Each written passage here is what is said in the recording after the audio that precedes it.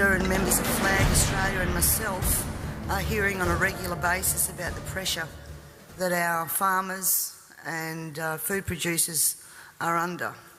But let me just make the point that these policies come from a faraway place. And you're going to have to bear with me now for a few minutes while I read my speech, and I will read it because otherwise I'll be up here for hours. I get a bit carried away with this, so I've contained it to as smaller speech as I can do.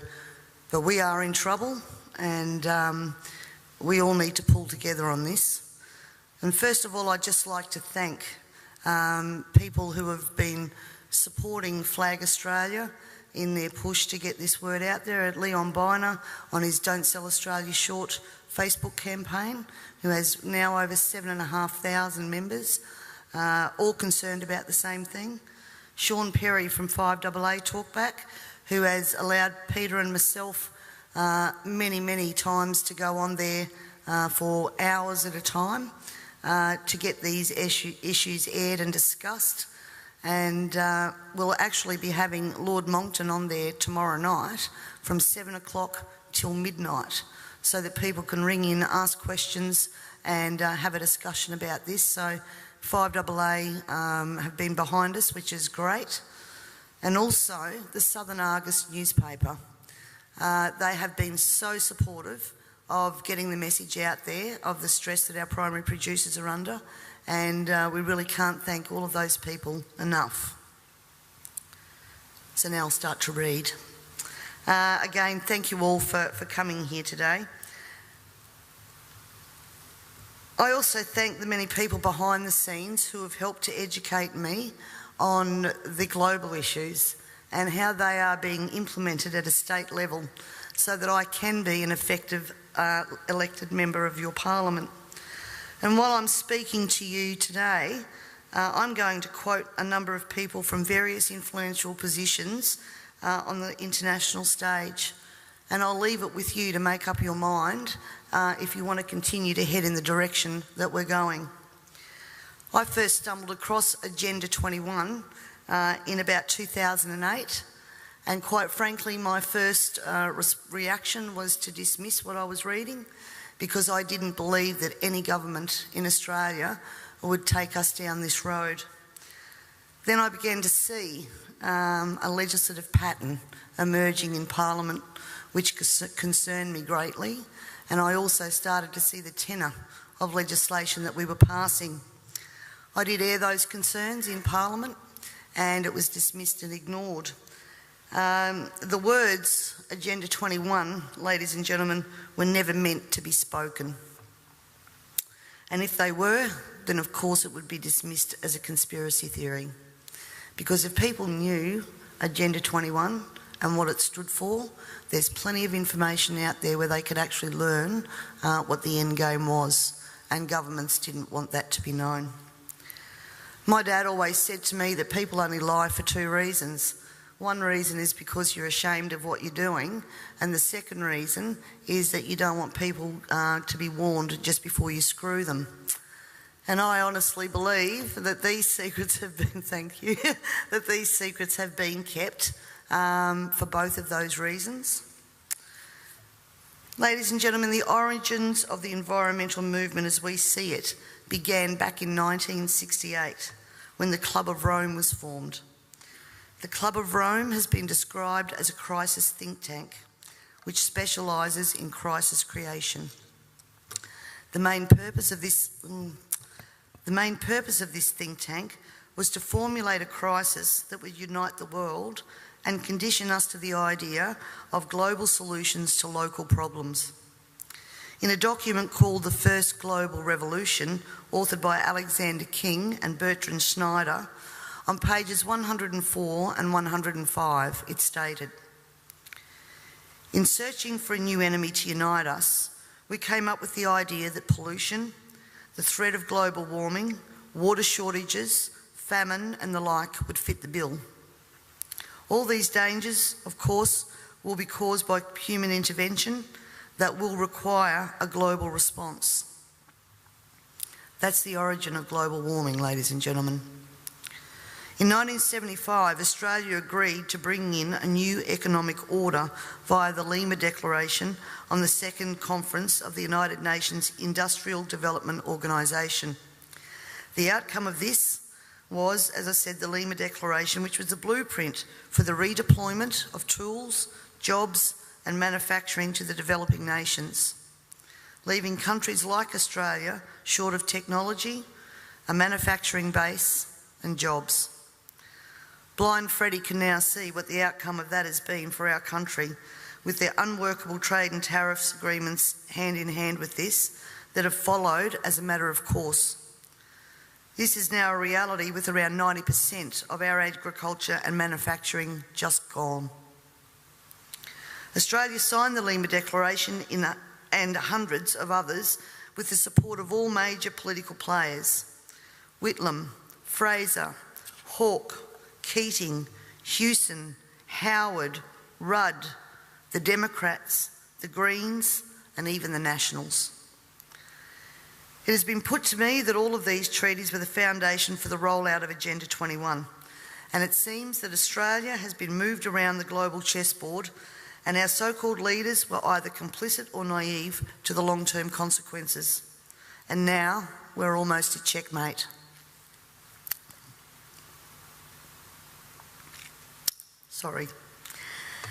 In 1992, former President of the United States, George Bush Sr. said, "Effective execution of Agenda 21 will require a profound reorientation of human society, unlike anything the world has ever experienced.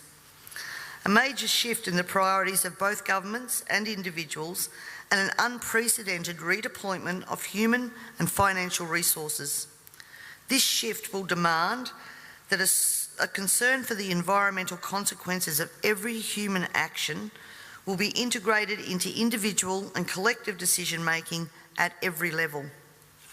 Cutting through the code, I want everyone to consider what the words "profound reorientation of all human society" and "unprecedented redeployment of human and financial resources" actually means. For everyone here tonight not familiar with Agenda 21, I would suggest that this is the beginning of your learning curve, not the end.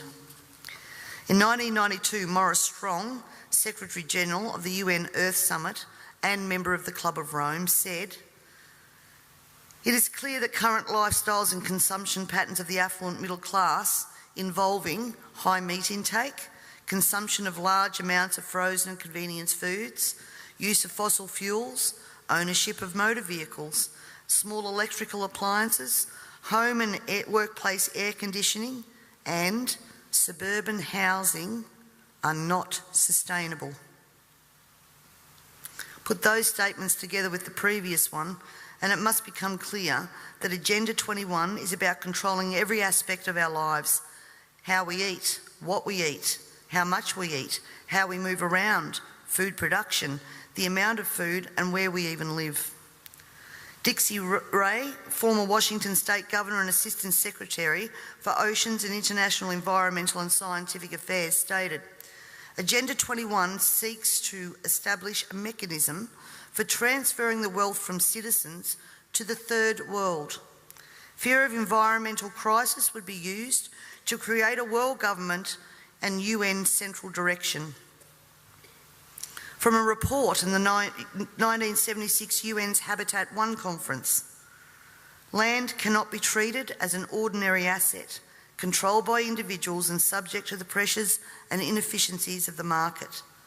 Private land ownership is also a principal instrument of accumulation and concentration of wealth, therefore contributes to social injustice. In other words, ladies and gentlemen, if you work hard and you exercise good financial management and invest in property, you are contributing to social injustice.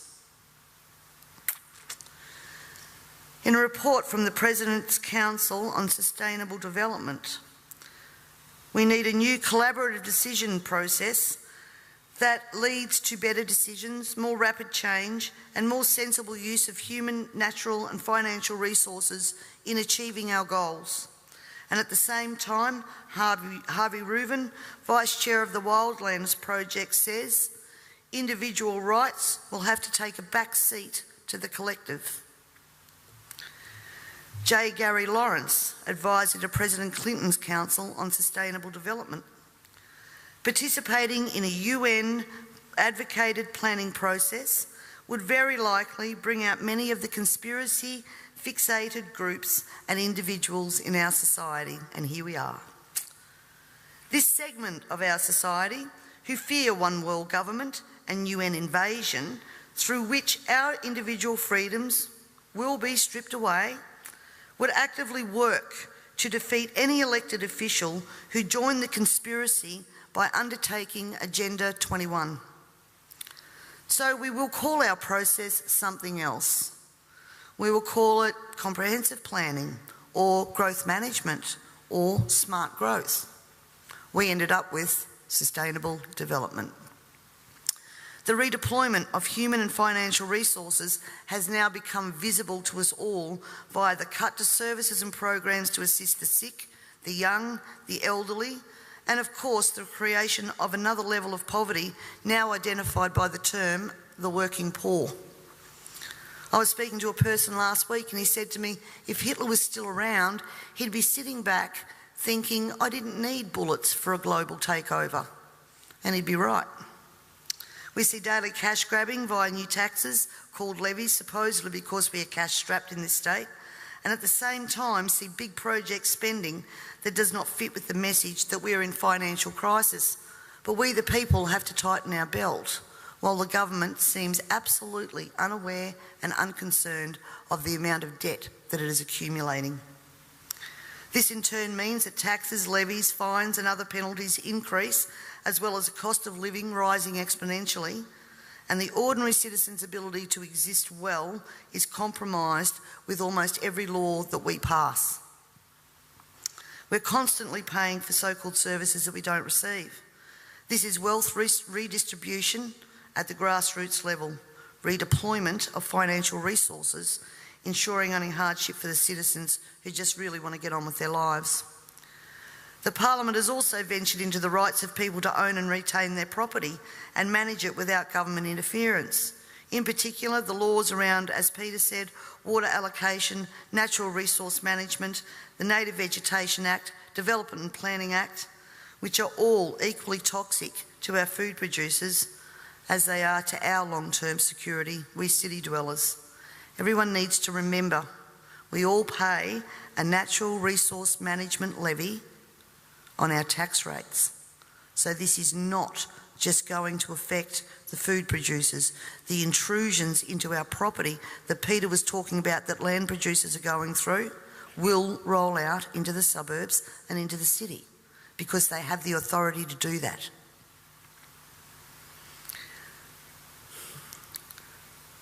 We all have already fiddled in Parliament with land titles of people in rural areas, and I'm talking about the Barossa and McLaren Vale legislation that passed. And the buzzwords used to justify that was heritage status. At the same time that our right to own and manage our land, have access to water, produce adequate food to ensure that our only option is not to consume often toxic and substandard food from places like China, this government has been working overtime to take away our rights to common law through many pieces of legislation. Common law is what guarantees us an ability to correct injustices. This coming year, I promise you, you will also hear debate over a number of pieces of legislation that will further erode our common law rights. And you have to get behind me on this, ladies and gentlemen, to stop this from going through. As Agenda 21 became more and more apparent to me, I began using the line in Parliament that government was now declaring war on its own citizens. And that goes back as far as 2008. This, of course, led me to being labelled a conspiracy theorist.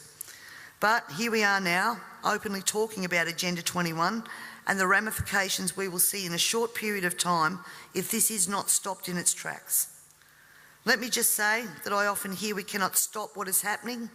Two-party preferred system, vote Labor, vote Liberal, what does it matter? And in fact, that's probably true for the House of Assembly, because that's where government's formed. But ladies and gentlemen, here in South Australia we have the Legislative Council, the House of Review. And my friends, that is where the true power does lie. And the last thing that governments want you to understand is that no matter who is in power, the Legislative Council is there for checks and balances. And when the Legislative Council isn't overly influenced by the major parties, legislation can be blocked.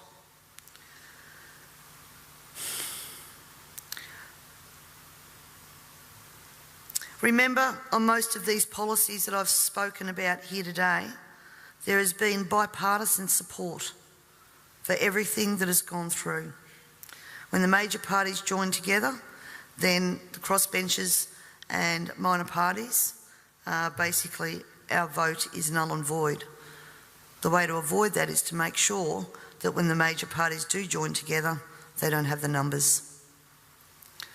For way too long now, we the people have been asleep at the wheel, and it is time to wake up and participate in the democratic process. And to do that, you need to understand the parliamentary and political system that you are trying to rein in. In 1972, the Club of Rome published the alarmist Limits to Growth document, warning of worldwide overpopulation, the need for sustainable development. This was the beginning of the slow process of social engineering and programming people to accept that the planet is struggling to sustain life. On the 8th of October 1973, the New York Times reported a quote from Ted Turner, also Club of Rome. The social experiment in China under Chairman Mao's leadership is one of the most important and successful in human history. In 1987, Mikhail Gorbachev, also a member of Club of Rome, said, "We are moving toward a new world order, the world of communism, and we shall never turn off that road." He also quoted in 1996 Monetary and Economic Review on page 5, "The environmental crisis will be the international disaster that will unlock the new world order, one world government." In 1992 came the Earth Summit, which produced the document called the Earth Charter.